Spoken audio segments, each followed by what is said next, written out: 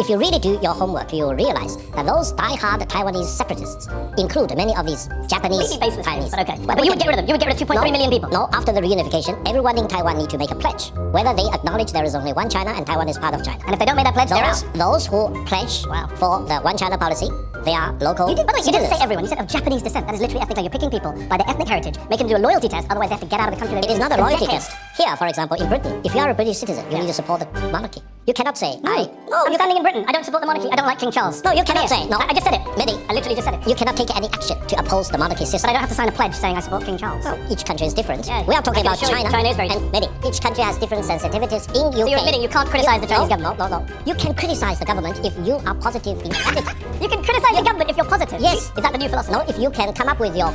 You're going to come up with nice insults? No. What? Constructive advice. Constructive advice? For example, oh, I'm loving in this. dealing with the aging population, what should be the government do? What should this governor should do? But you can't say the president's lied. He's a liar.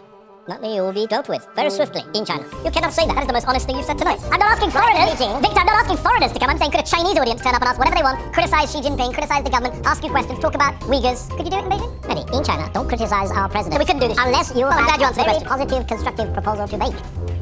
Criticism from the horse's mouth. Don't criticize unless it's positive. Is not the only goal. Criticism with constructive purposes will be a better free speech.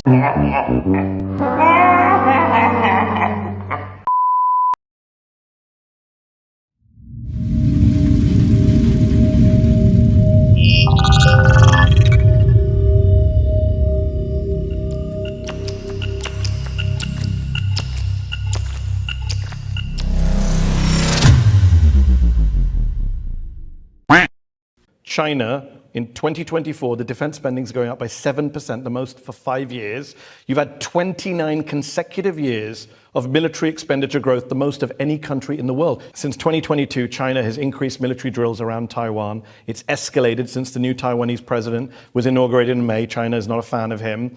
Since then, there's been almost daily activity involving China's warships, drones, cyber attacks against Taiwan. China is getting ready to invade Taiwan, isn't it?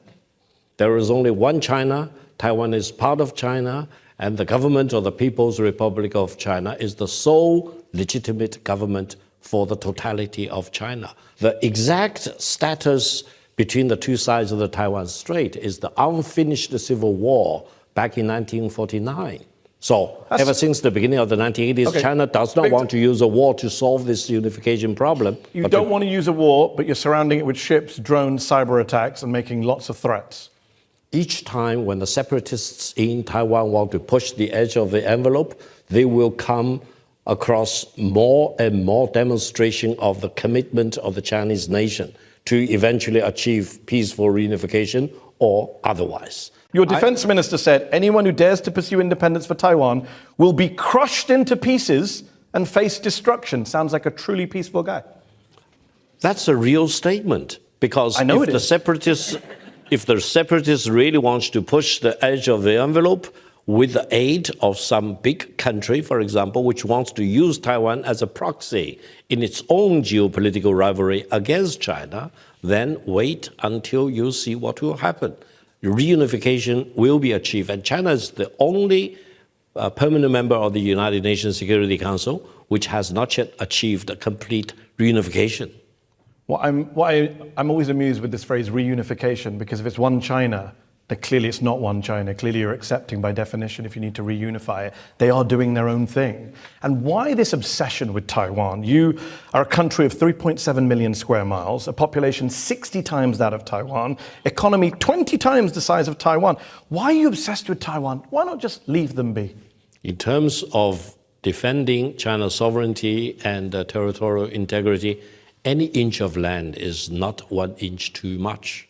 Any one single person is not one person too many. So we need to achieve reunification. Even though they don't want to be part of your country. 12% of the people of Taiwan say they want to reunify with China. 12%. Mehdi, you can't get more unpopular than that in that. Mehdi, it's not up to the people in Taiwan to decide about the one China policy. You're very blunt in your disregard for people's views, freedoms, dignity. You say you don't care about what they think. You also said in an interview with the French newspaper Le Monde, once we get the island back, we'll have to ask everyone's origins.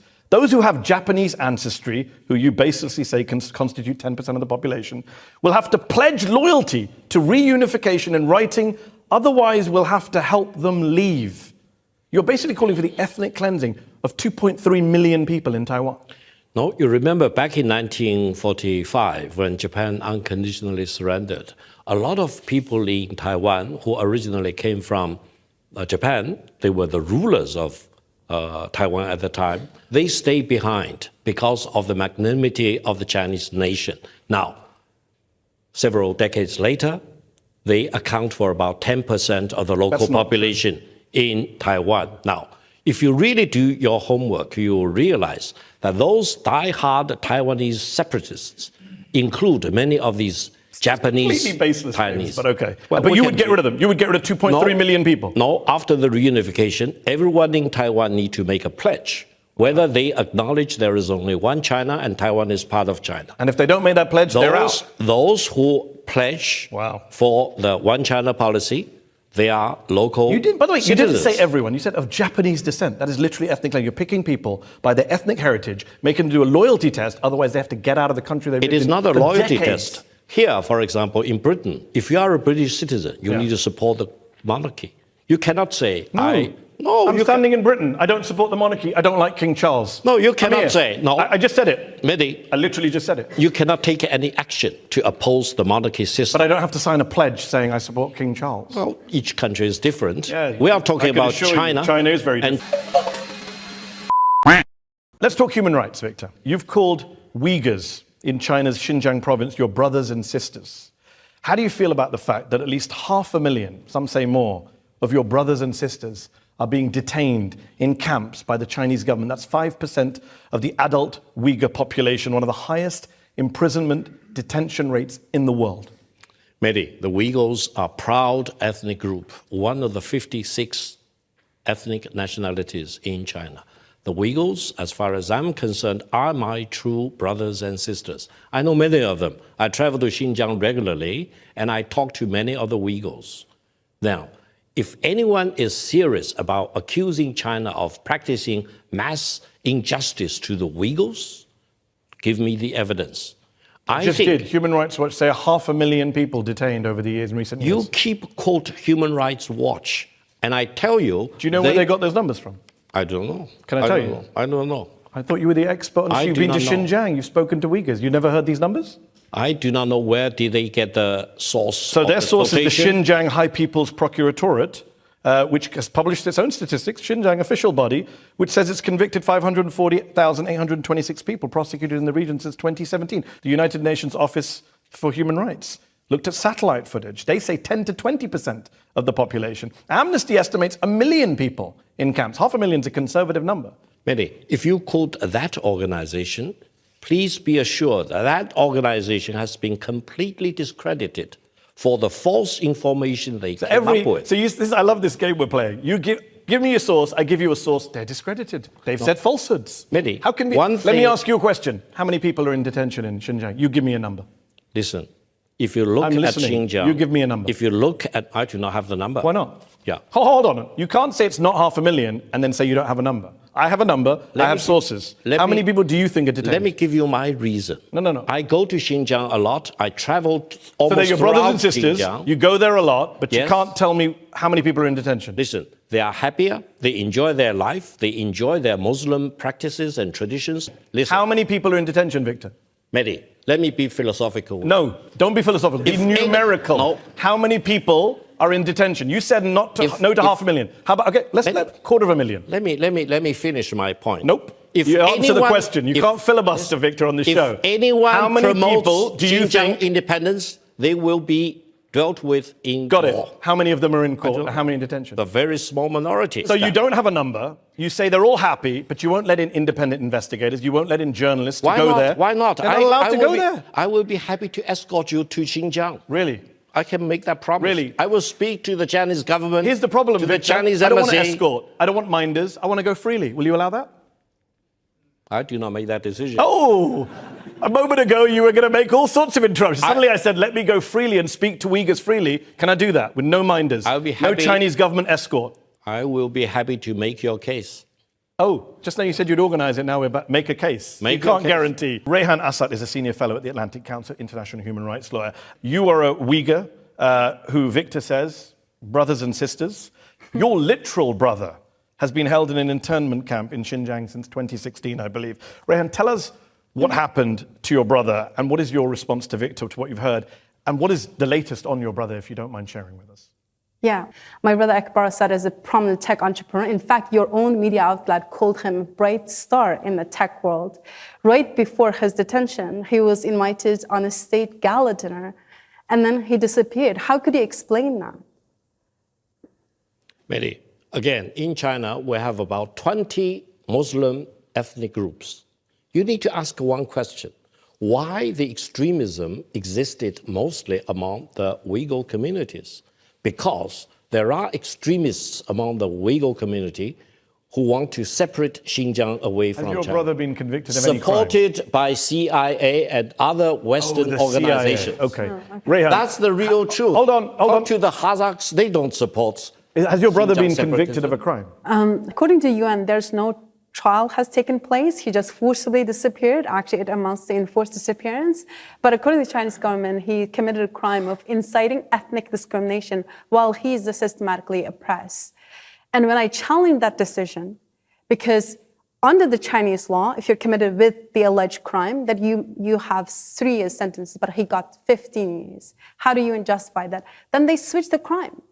So how do you even explain this is a rule of law system? You mentioned that if people are not pro-independent, then they're fine in Xinjiang. My brother by no means is pro-independent. In fact, your media outlet, daily media, invited him to exchange information. Did he split the country when he visited Beijing? Are you okay with the treatment of her brother? In front of this very august body, let me make several very brief points. The real crime involved by some of the Uyghur people are agitating for Xinjiang independence. They violate the One China policy. Now, separate from that, different communities may find their own different problems which need to be sorted out in the course of law. And I hope... But our brother's been detained for 8 years. Well, I do not know the charge. I hope I can help you to really look at the case, at the accusation against him. Yeah, I hope your brother is not guilty of inciting for separatism of Xinjiang. Briefly. If that is the case, then let the law take its course. Well, your media outlet called him a model citizen who is a promoter of ethnic unity in Xinjiang. Have you been able to speak to your brother or see him? No, not at all. For 8 years, he's forcibly disappeared. Up until last month, for the first time, my parents saw him. What kind of justice system is that? You're making a mockery You're not of the just rule of detaining law. them, Victor. They're being tortured. Numerous testimonies the UN has collected. Are you okay with that? Mehdi, when you talk about torture, think about Guantanamo Bay prisons. Oh, my word. Rather than in Xinjiang. Xinjiang is a place of great peace and stability. The accounts of detainees include being beaten with batons, electric batons, while strapped in a so-called tiger chair. 158 being subjected to interrogation with water poured on their faces, prolonged solitary confinement, forced to sit motionless on stools for long periods. Like this, you're okay with this? This is the proud China? Probably you are reading the case in Iraq committed by the American soldiers. I'm reading the UN report in August 2022 from detainees who came out of camps in Xinjiang. Your brothers and sisters, but these brothers and sisters you don't seem to give a damn about. How do you know any torture happened in Iraq out of interest? I know. How? I know for sure. How? I talked to the Iraqi ambassador in Beijing. Okay. He wept in front of me. And I'm sure Rehan's parents have wept, and you don't seem to care. And I hope you will tell your brother, be a staunch supporter of One China policy, be a proud I cannot Chinese tell him he's Uyghur, in prison. She can't tell him because she can't speak to him because you deny access, Victor. China. Victor, she can't speak to him. Are you going to arrange it? Are you going to arrange a visit now? I'll be happy to help you to make a phone call. There's a lot of promises being made here, guys. You should follow up on this afterwards. You are all witnesses. We are witnesses indeed. Here you have Rishi Sunak, the former Prime Minister, was called a pint-sized loser by a Labour politician. No one in China has that kind of freedom to talk about their government, to talk about President Xi Jinping in that way. You can't say anything like that. You wouldn't dare say anything like that because you know what will happen to you when you go home. You know what will happen to your family. That's what China is. Mehdi, if you do anything, write anything, email or chat to your friends about taking anything action against, let's say, Prime Minister of Britain, That's not what I President said. of the United States, I didn't say that. you'll be dealt with That's very not what I said. swiftly. Victor, you're a master of In straw China, man. That's not what I said. I said Rishi Sunak was called a pint-sized loser. Would you call Xi Jinping a pint-sized loser?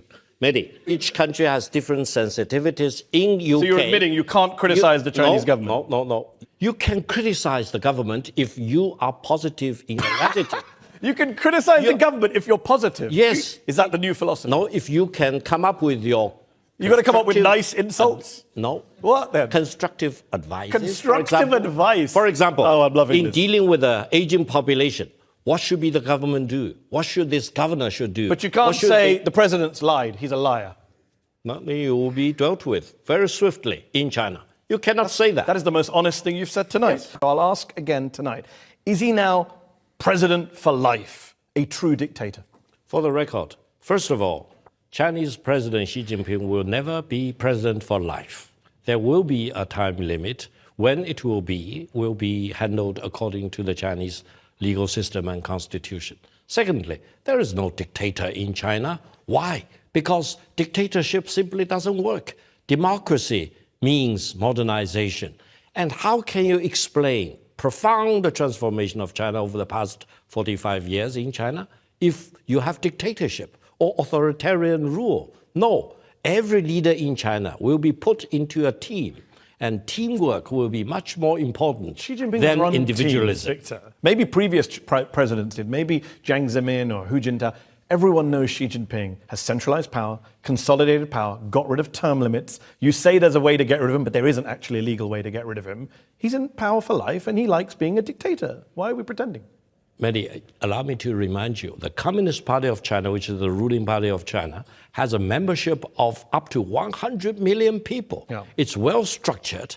Every province, every state-owned enterprise, etc., will have a party cell. There's no division or debate within the Chinese Communist Party. Listen to me. No single person in China can dictate to a population of 1.4 billion people and 100 million membership of the Communist Party of China. Okay, let's test that. That's a mission impossible. Let's test that proposition. The president won a vote last year. Won a vote. I'll put that in air quotes. Do you know the tally of last year's presidential vote in favor of Xi Jinping by the National People's Congress? Part of that structure you just advertised to us. What was the vote? Can you tell our audience here? I think it's up to about 100%. That doesn't... 2,952 to 0. Yes, that's exactly what I said. Could you not find a few people just to make it look a little even? One or two? Mehdi, it's not surprising. It's not surprising. 2,952 to 0. That's one-man rule, my friend. In the Chinese system, everyone supports the Chinese president. You just told us 10 seconds ago there's this huge system, a big party, one guy, and then you're like, oh no, but everyone supports him. 0 votes against him. One person out of 3,000 couldn't say, Xi Jinping, not my guy. One. What if he is the guy for all the Communist Party of China? You never know. Well, if that's the case, then your entire first answer is redundant because it doesn't matter if there's 100 million people. No. They all have to follow the leader. No, he does command huge respect among the Chinese people as well as you say respect, I say fear. Do you know how many names were on the ballot papers that were given in 2013? How many names were on the ballot paper when they went to choose the president? Can you tell our audience? I think there is only one candidate. Yeah, there were no other names. That's a real secure leader. A guy who knows he has the confidence of his people. You get to vote, but only for me, and none of you can actually vote against me. Mehdi, we do not want to end up in a situation with 6 prime ministers in 80 years. Yeah. So you prefer a dictatorship? No, we prefer a system that works for the benefit of the Chinese people. I've not said a word about what works or not. You got great economic growth. Look at the but you're a dictatorship. Growth. There is no dictatorship, Mehdi. You just admitted that there's no name on the ballot paper, no votes against him, and they all just follow him. That's a dictatorship. When the king succeeds the queen, how many candidates are there on the ballot paper? How many? Does that make Britain not a democracy? Well, you're asking the wrong guy. I'm a Republican, so I think we should be a full democracy and get rid of the monarchy. And I can say that here. You can't say that in China. You cannot take any action against that. Yes, I can, actually. I can go out on the street, I can hold up a placard and say, let's get rid of King Charles. I can create a whole protest outside Buckingham Palace. You can't do that in China. You can't even put one other person's name on a ballot paper. That's how insecure your leader is. Mehdi, I'm a lawyer. In my capacity as a lawyer, I can give you a long list of things that you cannot do regarding the monarchy here in Britain. I'm not debating that. I'm saying that we have an elected government. We get to choose. We get to swap 6 prime ministers, God help us. But we get to pick. Everyone in this room who's a citizen gets to pick. Listen, you end up with your mini budget, which bankrupt the whole country. But that's an honest answer, Victor. But Victor, I admire that because that's an honest answer. Your answer is, it's a dictatorship that works. At least say that. No. No, you can't. You keep dodging. One minute you say, it's not a dictatorship. Then I show you it is. You say, but it's working. We've got growth. Mehdi, pick one. Mehdi, if that is your point, I will seriously urge you to do more homework about how the Chinese system works. Okay, let's talk about the Chinese system, because I did a little bit of homework. Did you know that Xi Jinping put his name in the Constitution? That's weird. Well, the leader of the country put his own name in the Constitution while he's president. No one's done that since Mao. None of the other Chinese presidents, not Hu Jintao, not your old boss Deng Xiaoping, none of them did it. Did they? Or am I wrong? It's wrong. Who did it? The Chinese constitution has been most frequently amended compared with any other country. Am I wrong about what I just said with my little bit of homework? Mao's name was put into the constitution. That's what I said. Deng's name was put into the constitution. Not while he was president. And Jiang Zemin's name was put into the constitution. Not while they were sitting presidents, and you know that. Tell our crowd here, not while they were president. They didn't do it themselves. According to my recollection, each of these names were put into the constitution not while they were sitting president. While the leaders were still alive. Okay, so I'm right. Not while they were president. I love the little slip. Even Donald Trump, one of the great narcissists of our time, has not proposed yet putting his name into the US Constitution. If you are the president of China, you're elected without any opponents, no names on the ballot paper, 0 votes against you, you put your name in the Constitution, 6-year-olds are taught about Xi Jinping thought in primary school. That is not just a dictatorship, that is a cult of personality. I don't think China believes in personal. So why are 6-year-olds learning about Xi Jinping thought? I'm pretty sure no 6-year-olds learned about Liz Truss's mini budget. Victor, the Chinese system is such that once you orient the country in one direction, everyone follows the suit. Do they follow or are they ordered to follow? They don't follow out of choice. No, it's like a vehicle with 4 wheels. Here, you have 4 wheels aligned in different directions, opposing directions.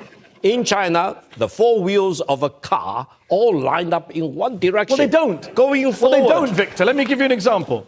The Chinese way of doing it. Former Foreign Minister Qin Gang was removed from his post and has not been seen in public since June 2023. A few months later, China's Defense Minister, General Li Shangfu, disappeared from public view for months, has now been expelled from the party, accused of corruption. That's at least 2 ministers that disappeared just in the last year. This means China is really merciless in dealing with corruption of all kinds, even among the highest Your foreign minister and defense minister. Imagine Antony Blinken and Lloyd Austin just disappeared tomorrow. We don't know where they are. We've never seen them again. That's not normal, Victor. Listen, corruption is rampant in China. How do we know they're corrupt? They just disappeared. Where's the trial? Where's the trial, Victor? Finish my point. Corruption of all kinds in China need to be dealt with. So where's the trial? Mercilessness. So where's the trial? Where's the trial of the former foreign minister? We don't even know where he is. Mehdi, those things you don't know doesn't mean doesn't happen. Where is the trial for this man you're just accusing of corruption? Qin Gang was my good friend for more than 20 years. Where is he then? He is involved in corruption. Where is he? And he is dealt with very swiftly. Where is he, Victor? Regardless of He's your good friend. You don't know where he is. Regardless where of the is the former foreign minister of China? Position. This is not a hard question. We're not asking where Rehan's brother in the middle of Xinjiang is that you can dodge. Where is the former foreign minister of China who disappeared? And by the way, he wasn't accused of corruption. The spokesman came out and said he has health reasons. Then corruption came later, by the way. Where did he go, your friend? That means there is a process. And the process starts with one lie that he's ill, and then the next lie is he's corrupt. He may be ill. You never know. I mean, he's probably ill after he's been in a Chinese prison. He may be ill now. You never know. Exactly. But at least Qin Gang lost his job Victor, because of his corruption. Last question. That's the point. Where is he? He's somewhere in China. You will never see him. He is among the 1.4 billion people. And no, it's not just him. There's many other people who have disappeared. The previous defense minister disappeared. The Ministry of Industry and Technology disappeared. The former Interpol president disappeared. In China, you just disappear if they don't like you. That's the rule of law in China. I'm so happy they disappear, because if they keep doing their job, they will bring greater disaster. Victor, be careful what you wish for, because everyone's watching this show. And if you get something wrong tonight, maybe you disappear. If I disappear, I hope you will bail me out. I'd have to find you first, and China's apparently a big country. my question is, as a dissident from Hong Kong, knowing that I cannot express freely in Hong Kong or in the UK without risking other people in trouble, I also know that you just now made claims about there's free speech in China, and it's possible to criticize the Chinese government just now again. Can you please demonstrate that free speech and tell us what are Xi Jinping's 2 worst mistakes in the past 5 years? Great question. If you can demonstrate to us that it's okay to criticize Xi Jinping, the Chinese government, and China, or even just say Xi Jinping kind of resembles Winnie the Pooh, would be good enough for me. Thank you. Victor, do you want to take that question? Well, thank you. I would say China need to take more prompt actions in dealing with the dramatic aging population in China and the dramatic demographic decline. Do you think Xi Jinping's to blame for not being fast enough on aging? No, I think the whole Chinese government, including the Central Committee, State Council, local government, need to take actions quickly to reverse that dramatic aging population problem and demographic decline. We're not going to get a criticism out of you. Let's go back to the audience. I would like to ask you a question on Tibet. Tibet, after 74 years of Chinese rule, is still under lockdown.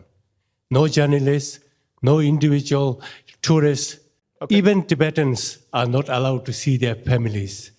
What is China afraid of to keep Tibet in such a tight control and Tibetans in such an inhuman existence in our own country? Sir, ever since the Yuan dynasty, if not even earlier, Tibet has been part of China.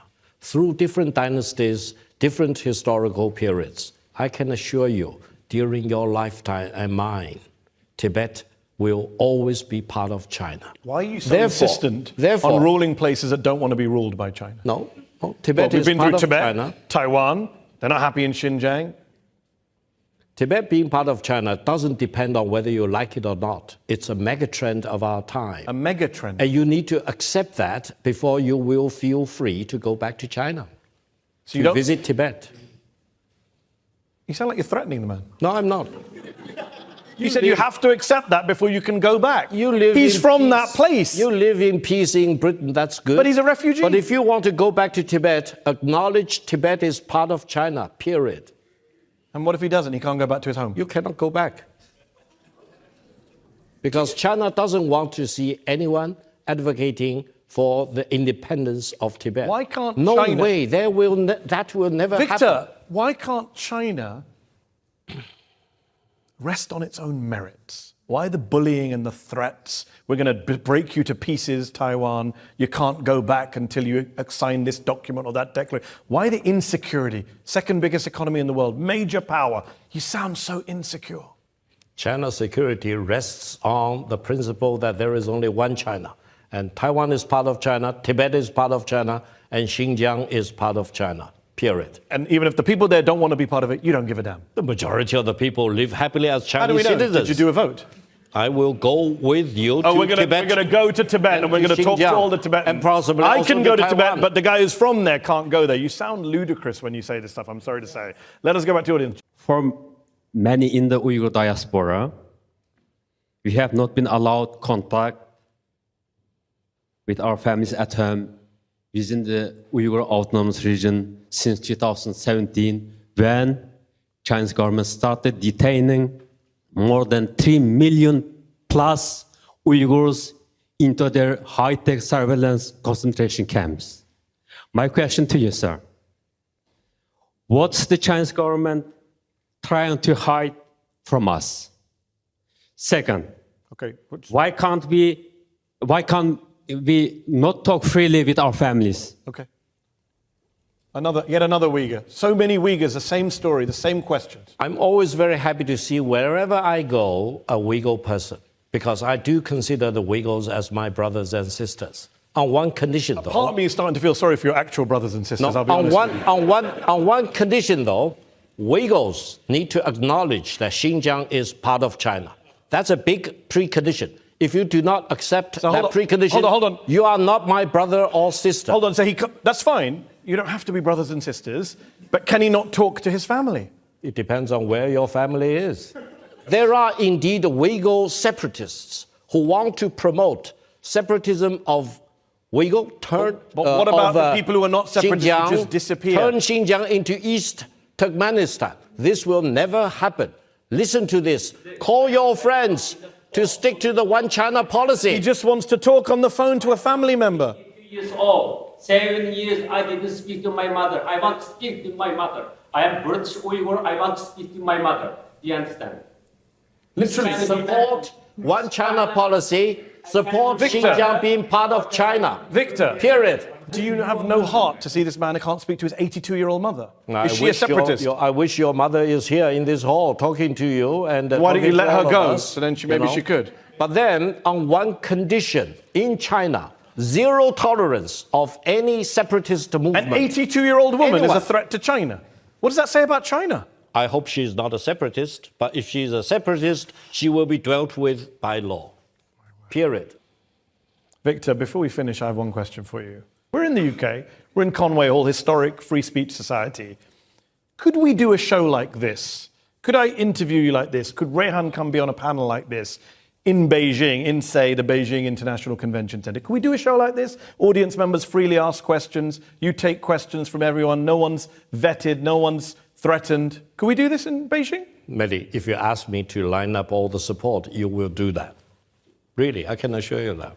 A show where every audience member gets to speak freely. No one turns up at their house afterwards. For many European countries, you do not need a visa to go to China. Pick up your luggage No, I'm and not buy asking, a ticket. I'm not asking foreigners. Beijing. Victor, I'm not asking foreigners to come. I'm saying could a Chinese audience turn up and ask whatever they want, criticize Xi Jinping, criticize the government, ask you questions, talk about Uyghurs. Could you do it in Beijing? Mehdi, in China, don't criticize our president. So we couldn't do this show? Unless you Well, I'm have glad you a answered the very question. positive, constructive proposal to make.